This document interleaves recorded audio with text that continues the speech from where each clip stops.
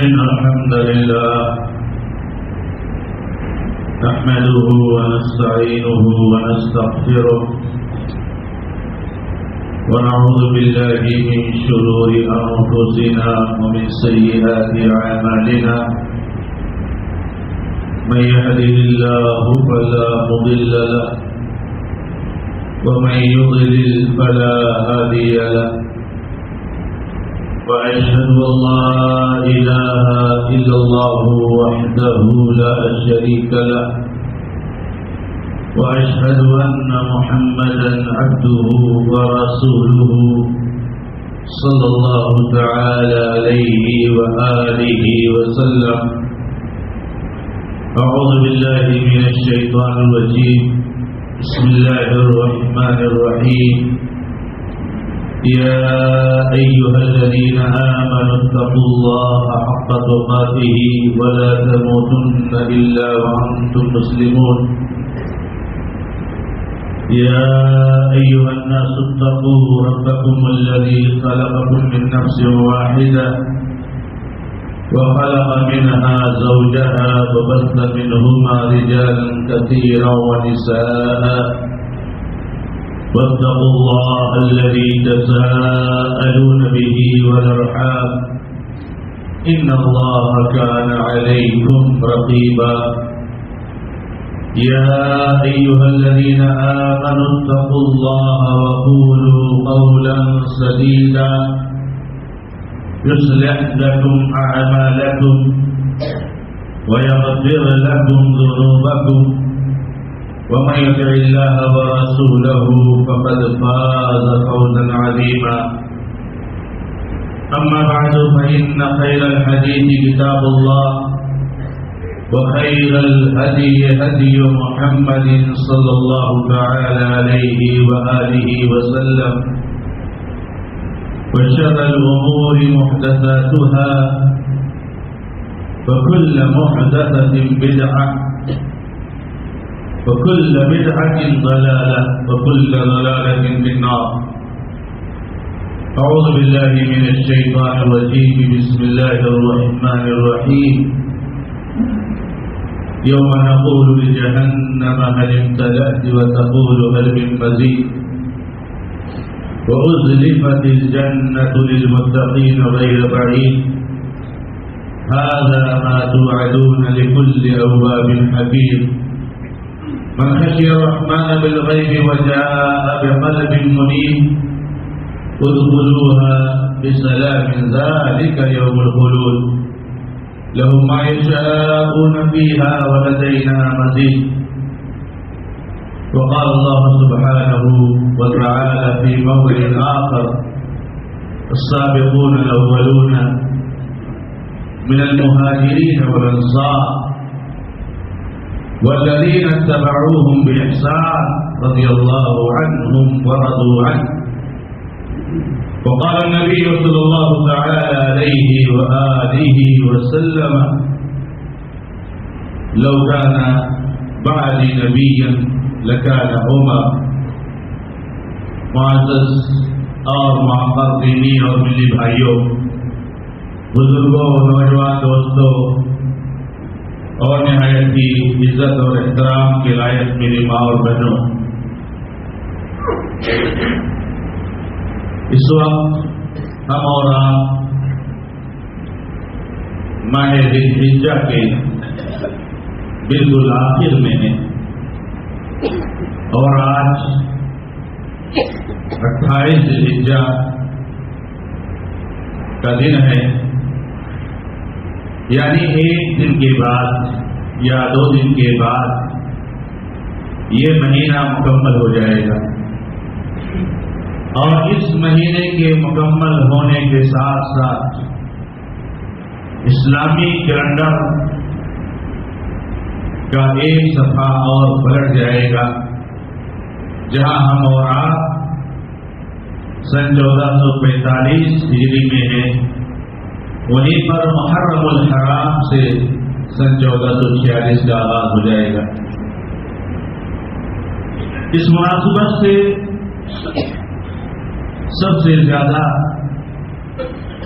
جس صحابی کا تذکرہ ہوتا ہے اور جس صحابی کو یاد کیا جاتا ہے وہ امیر المومنین عمر بن الخطاب رضی اللہ تعالی عنہ۔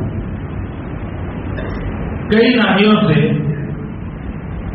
ذی الحجہ کے آخری مہینے اور ہجری سال کی ابتدا سے عمر رضی اللہ تعالی عنہ تعلق رکھتے ہیں۔ آپ کو معلوم ہے کہ امیر المومنین عمر بن الخطاب رضی اللہ تعالی عنہ اسی مہینے کی 26 تاریخ کو یعنی 26 ذی الحجہ کو شہید کیے گئے تھے، جبکہ آپ فجر کی نماز کی امامت کر رہے تھے اور آپ کے اوپر ابو لولو المجوسی نے حملہ کر دیا اور آپ پر جو حملہ ہوا وہ جان لیوا تھا۔ عمر رضی اللہ تعالیٰ عنہ فوراً گر پڑے، مگر یہ جان کر کہ مجھ پر حملہ کرنے والا ایک کافر اور مشرک ہے، انہوں نے اللہ تبارک و تعالیٰ کی تعریف کی کہ اللہ تیرا شکر ہے کہ مجھ کو شہید کرنے والا کوئی مسلمان نہیں، اس کا تو بیڑا غرق ہو گیا۔ عبدالرحمن بن عوف رضی اللہ تعالیٰ عنہ کو آگے بڑھایا اور انہوں نے نماز مکمل کی اور یہ قاتل اتنا دہشت میں مبتلا ہو گیا کہ امیر المومنین رضی اللہ تعالیٰ عنہ پر حملہ کرنے کے بعد اس نے چاروں طرف جو ہے حملہ کیا اور تقریباً 7 مزید صحابہ کرام اس موقع پر شہید ہوئے اور کئی صحابہ زخمی ہو گئے۔ امیر المومنین رضی اللہ تعالیٰ عنہ کا اس مناسبت سے یہ بھی تعلق ہے کہ جب ہجری سال کا آغاز ہوتا ہے تو اس ہجری سال کا آغاز کرنے والے امیر المومنین عمر بن الخطاب رضی اللہ تعالیٰ عنہ، آپ کے زمانے میں آپ نے 10 سال حکومت کی اور آپ کے زمانے میں فتوحات کا رقبہ بہت وسیع ہو گیا، شمال سے لے کر مشرق جنوب تک اور مشرق سے لے کر کے مغرب تک اللہ رب العزت نے آپ پر کے ہاتھ پر جو فتوحات عطا فرمائی وہ بے مثال ہے۔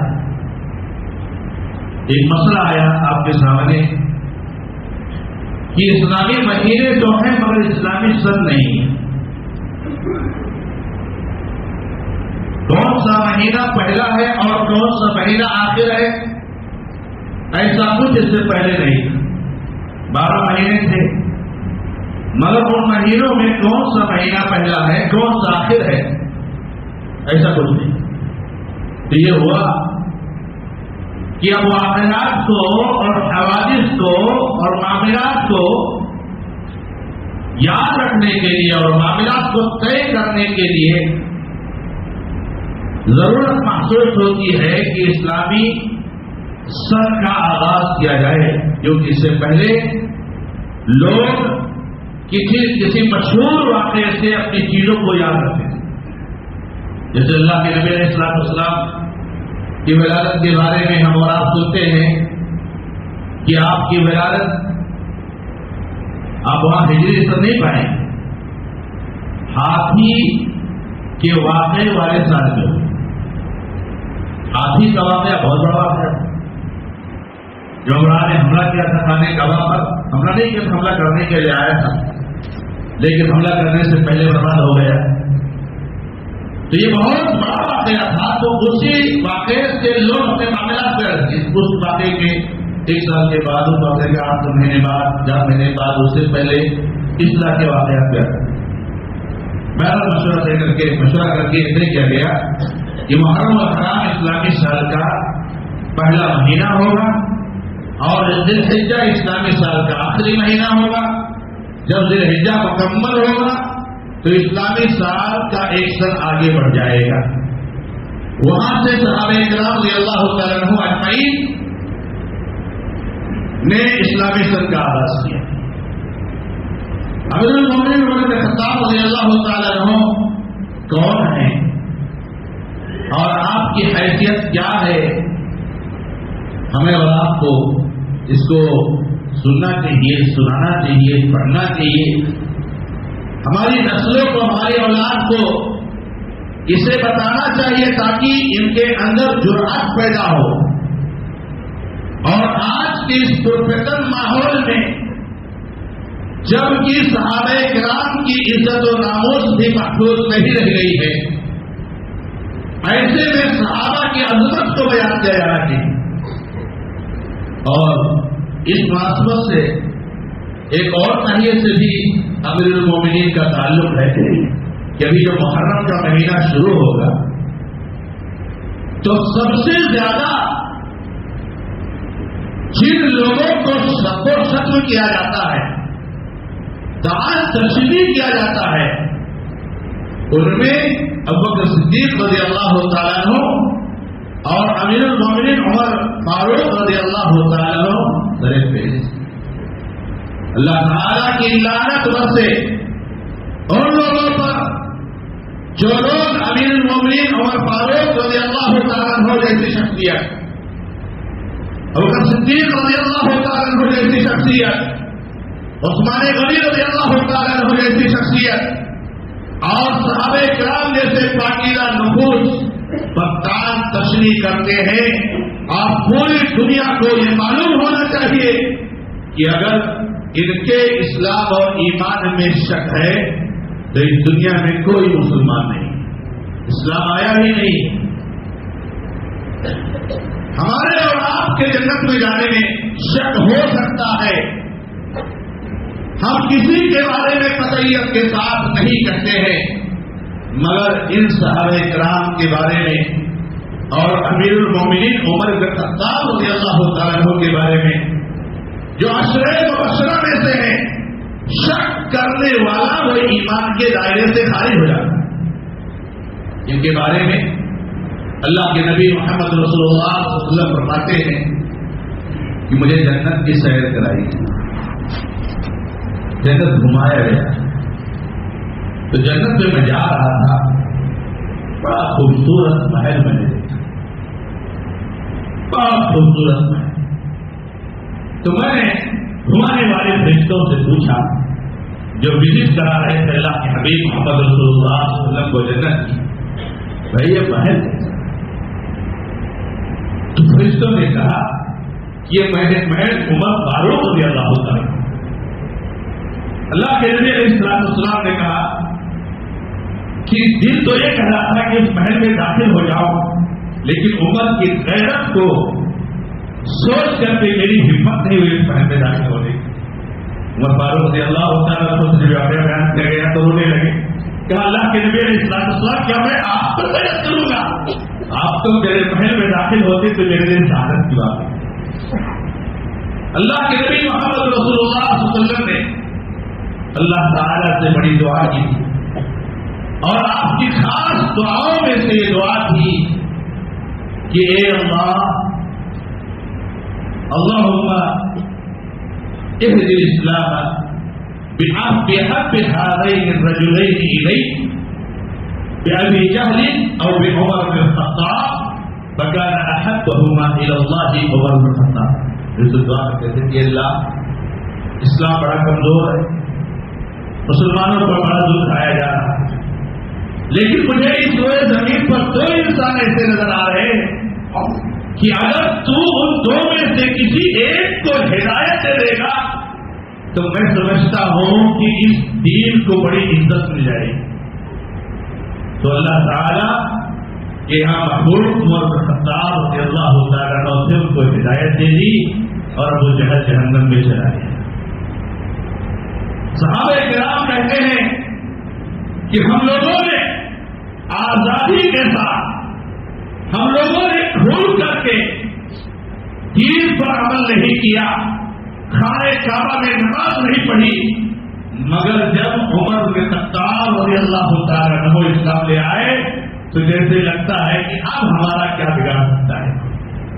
بڑے جلالی آدمی، بڑے عدل و انصاف والے آدمی، اللہ کے حبیب محمد رسول اللہ صلی اللہ علیہ وسلم ہجرت کرتے ہیں تو صدیق کے ساتھ جاتے ہیں غارے دور میں، وہاں 2-3 دن چھپے رہتے اور پھر وہاں سے نکلتے ہیں اور پھر آہستہ آہستہ چھپ کر کے نبی علیہ السلام مدینہ منورہ پہنچتے ہیں۔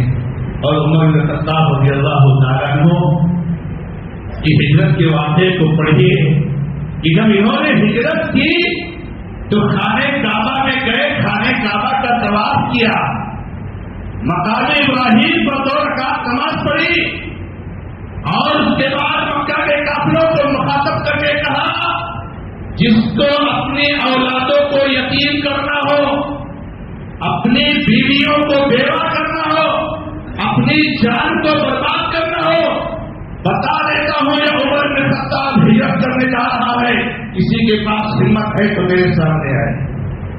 مدینہ کا ایک انسان بھی ہمت نہیں ہوئی کہ یہ مسلمانوں کو ہجرت سے روکنے والے، یہ مسلمانوں کو ہجرت ایسے منع کرنے والے عمر بن خطاب رضی اللہ تعالیٰ عنہ کے سامنے آ جاتے۔ کون اپنی اولاد کو یتیم کرنا چاہے گا اور کون اپنی بیوی کو بیوہ کرنا چاہے گا اور کون اپنی جان کو برباد کرنا چاہے گا؟ یہ عمر بن خطاب رضی اللہ تعالیٰ۔ کہاں سے اس زمین پر بارش ہو اور کہاں سے اس زمین پر سکون اور اطمینان اور کہاں سے اس زمین پر مسلمانوں کو چین اور سکون نصیب ہو جب ایسی شخصیتوں پر تعان اور تصدیق کیا جانے لگے، ان کو سب پر شتم کیا جانے لگے اور ہمارے بھولے بھالے مسلمان بھائی بھی بہت سارے ایسے دیوس اور بے غیرت اور بے ایمان منافق کہ ہر زبان سے زبان ملا کر کے ان کی شان میں بھی گستاخی کریں۔ عمر فاروق رضی اللہ تعالیٰ عنہ کو اللہ کے نبی علیہ السلام نے فاروق کا لقب دیا تھا۔ فاروق کا لقب کا مطلب کیا ہے؟ یہ شخصیت ہے کہ جس نے حق اور باطل میں فرق کر دیا، یہ حق میں اور باطل فرق کرنے والی ہے۔ اللہ کے نبی علیہ السلام نے اسی عمر فاروق رضی اللہ تعالیٰ عنہ کے بارے میں کہا تھا کہ عمر واللہ مجھے بتایا گیا ہے کہ جب تو کسی راستے پر چلتا ہے اور اس راستے پر اگر شیطان آ رہا ہوتا ہے تو تجھ کو دیکھ کر کے وہ پہلے سے بھاگ جاتا ہے، اس راستے سے دوسرا راستے میں جاتا ہے۔ یہ عمر رضی اللہ ہوتا ہے، یہ عمر رضی اللہ تعالیٰ عنہ ہے۔ جب امیر المومنین ابوبکر صدیق رضی اللہ تعالیٰ عنہ کو خلیفہ چنا گیا، ہم لوگوں کو ان سے سبق سیکھنا چاہیے، ان کی زندگیوں سے۔ آج ہمارے معاشرے اور سماج میں بہت ساری بے چینیاں ہیں، اس کا علاج ان کی زندگیوں میں ہمارے نوجوان دوستوں اور میری نوجوان بچیوں اور میری ماں اور سارے احباب سے گزارش ہے میرے بھائیوں کی سیرت کو پڑھو، اس زمانے کو پڑھو، ان کی زندگیوں کو پڑھو، واللہ ایمان مضبوط ہوگا، واللہ مشکلات میں کیسے زندگی گزارتا وہ آپ کو اس کا سبق ملے گا، واللہ پریشانیوں میں کیسے صبر کرنا آپ کو اس کا راستہ ملے گا میرے بھائیوں۔ ابوبکر صدیق رضی اللہ تعالیٰ عنہ جب خلیفہ بنے، امیر المومنین بنے، تو رضی اللہ تعالیٰ عنہ نے ان کو کچھ مشورے ابوبکر صدیق رضی اللہ تعالیٰ عنہ نے نہیں مانے، ان کے مشورے کو نہیں مانا، مناسب نہیں سکتے۔ حالات بہت زیادہ خطرناک تھے، اللہ کے نبی علیہ السلام کے انتقال کے بعد بڑے مسائل کھڑے ہوئے، خانہ جنگی کی نوبت پہنچی، مسلمان آپس میں مرے، یہ حالت ہو گئی۔ اس میں بہت بڑا ہاتھ منافقین کا تھا۔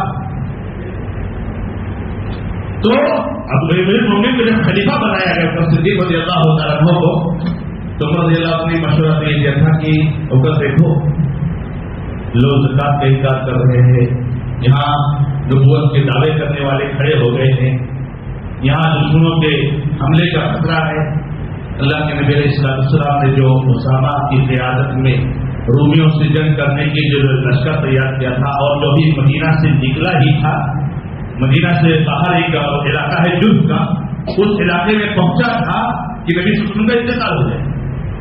تو کہا لوگوں نے ابو صدیق تھوڑا اس لشکر کو تھوڑا سا موقوف کر دو، ڈیلے کر دو، تو حالات کچھ ہو جائے تو اس کو پھر بھیجا جائے. یا اگر کم سے کم آپ ڈیلے نہیں کرتے ہو تو اس کے جو قائد اسامہ رضی اللہ عنہ ہے، جو 18 سال کے تھے، 18 سال کا نوجوان یہ قائد اور جنرل میجر تھا، دشمنوں سے رومیوں سے جنگ کرنے کے لیے. کہا کم سے کم اس کو جو ہے کیا نام ہے، ان کو ہٹا کر کسی تجربہ کار، کسی طرح محمد تھوڑا جو ہے کیا نام ہے جس کے اندر جس کی عمر تھوڑا زیادہ ہو، اس پر. ابو صدیق رضی اللہ عنہ نے کہا اے عمر، میں کیسے ہو سکتا ہے کہ جس لشکر کا جھنڈا اللہ کے نبی صلی اللہ علیہ وسلم نے اپنے ہاتھوں سے باندھا ہے، لشکر اسامہ کو نبی صلی اللہ علیہ وسلم بھیجا تھا، بھیجنا تھا، مدینہ سے باہر نکلے تھے کہ آپ کا انتقال ہو گیا، تو جس فوجی مہم کے جھنڈے کو آپ نے اپنے ہاتھوں سے باندھا ہے، میں اس کو کیسر کر دوں؟ یہ مغل کی ہمت. اور اللہ کے نبی علیہ السلام نے جس کو کمانڈر بنایا ہے جس لشکر کا، ابو بکر کے اندر اتنی ہمت ہے کہ اس کو بنا کر کے اٹھا، اس کو ہٹا کر کسی دوسرے کو بنا دے. عمر نہیں ہو سکتا ہے، نہیں ہو سکتا ہے. عمر رضی اللہ تعالیٰ عنہ جب ابو صدیق نے جواب دیا، اور ایسے ہی عمر رضی اللہ تعالیٰ نے بھی کہا تھا کہ ابو صدیق یہ جو زکات کا انکار کر رہے ہیں، اس سے تم زکات کیسے کرو؟ تو ڈسکس کیا ابو صدیق رضی اللہ تعالیٰ. لیکن میرے بھائیوں، اس کے بعد امیر کی اطاعت دیکھیے اور خلیفہ کی اطاعت دیکھیے کہ 2-2.5 سال کی جو حکومت ابو صدیق رضی اللہ تعالیٰ عنہ نے کی، ان کے سب سے بڑے سپورٹر عمر بن خطاب رضی اللہ عنہ. اور ہمارے معاشرے سماج میں کیا حالت ہے؟ اگر کوئی ایک رائے ہم دے دیں، نہیں میں تو جاؤں گا نہیں، میری بات مانی نہیں، میرا مشورہ ہی نہیں مانا گیا، میری کوئی سنا ہی نہیں. اگر سب کی سن لی جائے تو معاشرے کا کیا حل ہوگا؟ 10 لوگ ہیں، 10 رائے ہیں، اور 10 رائےوں کو اگر لے لیا جائے تو معاملہ کہاں تک پہنچے گا؟ آپ کو معلوم ہے. یہ دیکھیے ہمارے سامنے کتنی بڑی مثال ہے کہ ابو صدیق نے عمر فاروق کے مشورے کو ریجیکٹ کر دیا، لیکن عمر فاروق ابو صدیق رضی اللہ تعالیٰ عنہ کے ساتھ سائے کی طرح لگے رہتے اور ہر مہم میں لگے رہتے تھے. اور عمر رضی اللہ تعالیٰ کے بارے میں ایک خاص بات آتی ہے کہ کوئی ایسا غزوہ نہیں، کوئی ایسی جنگی مہم نہیں کہ جس میں عمر رضی اللہ تعالیٰ عنہ اللہ کے نبی علیہ السلام سے پیچھے رہے. ہر جنگ میں، ہر جنگی مہم میں، ہر کارروائی میں عمر رضی اللہ تعالیٰ عنہ آگے آگے ہیں. اور عمر رضی اللہ تعالیٰ عنہ وہ ہیں کہ عمر رضی اللہ تعالیٰ عنہ جو چیزیں چاہ لیتے تھے، بہت ساری چیزوں کی موافقت میں اللہ تعالیٰ نے آیت نازل کر دی. ایک مرتبہ عمر رضی اللہ تعالیٰ عنہ آئے جب پردے کا حکم نہیں نازل ہوا، امہات المومنین اللہ کے نبی علیہ السلام کے پاس آئے، اس وقت پردے کا حکم نہیں آیا. تو عمر رضی اللہ تعالیٰ عنہ نے نبی علیہ السلام کو ایک مشورہ دیا کہ اللہ کے نبی صلی اللہ علیہ وسلم، میری رائے ہے کہ امہات المومنین کم سے کم لوگوں سے پردہ کیا، کیونکہ آپ کے پاس اچھے برے ہر طرح کے لوگ آتے ہیں، آپ کے پاس ہر کوئی آتا ہے اپنے اپنے مسائل لے کر کے، کوئی اسلام قبول کرنے آ رہا ہے، کوئی مسائل لے کر کے آ رہا ہے.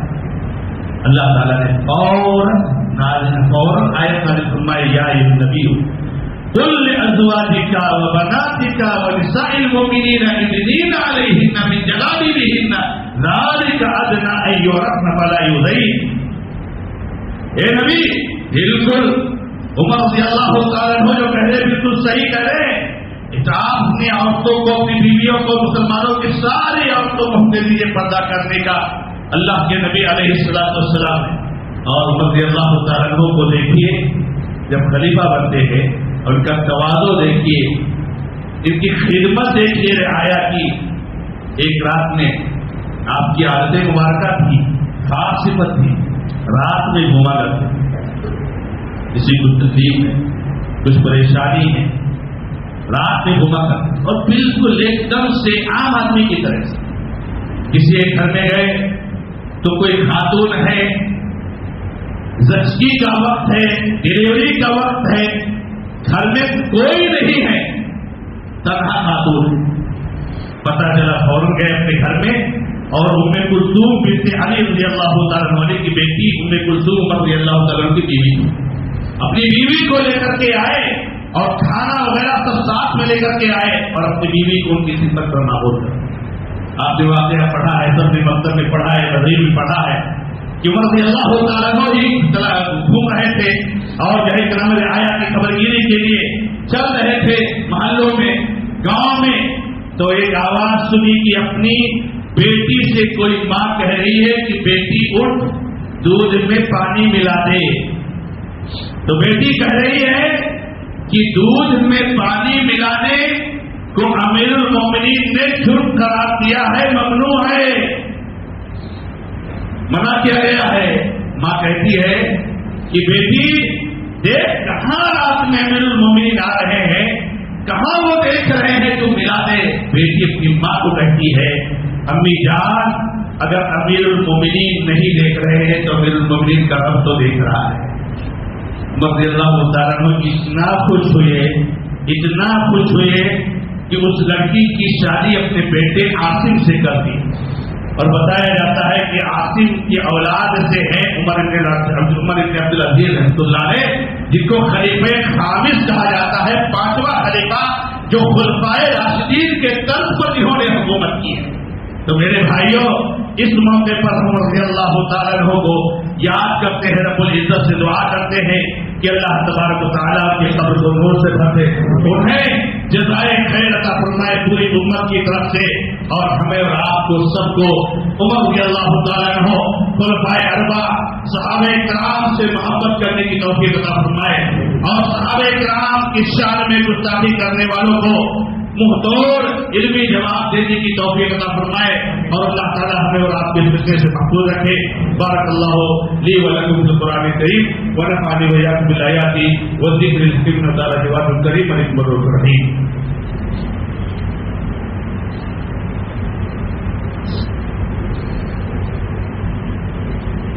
الحمد لله رب العالمين، واشهد ان لا اله الا الله وحده لا شريك له، واشهد ان محمدا عبده ورسوله صلى الله تعالى عليه واله وسلم. اعوذ بالله من الشيطان الرجيم، بسم الله الرحمن الرحيم. ان الله وملائكته يصلون على النبي يا ايها الذين امنوا صلوا عليه وسلموا تسليما. اللهم صل على محمد وعلى ال محمد كما صليت على ابراهيم وعلى ال ابراهيم انك حميد مجيد. اللهم بارك على محمد وعلى ال محمد كما باركت على ابراهيم وعلى ال ابراهيم انك حميد مجيد. ربنا ظلمنا انفسنا وان لم تغفر لنا وترحمنا لنكونن من الخاسرين. ربنا آتنا في الدنيا حسنة وفي الآخرة حسنة وقنا عذاب النار. ربنا لا تزغ قلوبنا بعد إذ هديتنا وهب لنا من لدنك رحمة إنك أنت الوهاب. اللهم اغفر لنا وللمؤمنين والمؤمنات والمسلمين والمسلمات. اللهم ألف بين قلوبهم وأصلح ذات بينهم وانصرهم على عدوك وعدوهم يا رب العالمين. اللهم انصر إخواننا المسلمين في غزة وفي كل مكان. اللهم انصر إخواننا المسلمين في فلسطين. اللهم كن لهم عونا ونصيرا. اللهم كن لهم عونا ونصيرا. اللهم عليك بأعدائك وأعداء الدين. اللهم إنا نجعلك في نحورهم ونعوذ بك من شرورهم. اللهم أغثنا اللهم أغثنا اللهم أغثنا اللهم أنزل علينا الغيث ولا تجعلنا من القانتين اللهم اسقنا غيثا مغيثا هنيا مريعا نافعا غير ضار عاجلا غير عاجل اللهم اسقنا على سقيا رحمة الله سقيا عذاب. أقول قولي هذا وأستغفر الله لي ولكم ولسائر المسلمين فاستغفروه إنه هو الغفور الرحيم. الحمد لله رب العالمين.